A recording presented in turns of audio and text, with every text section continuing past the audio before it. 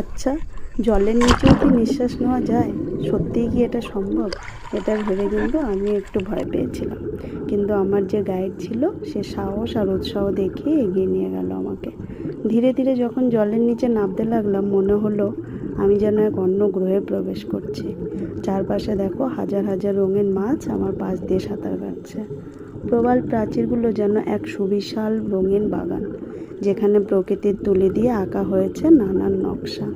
আমরা এখানে প্রায় 1 ঘন্টা জলের নিচে ছিলাম। এই সময়টা যেন এক নিমেষে ফুরিয়ে গেল। যখন আবার জলের উপরে উঠে এলাম মনে হলো আমি যেন এক দীর্ঘদিনের এক স্বপ্ন থেকে জেগে উঠলাম। সত্যি স্কুবা ডাইভিং কিন্তু আমার কাছে শুধু একটি অ্যাডভেঞ্চার ছিল না, এটা ছিল প্রকৃতির সঙ্গে একাত্ম হওয়ার এক অনন্য সুযোগ।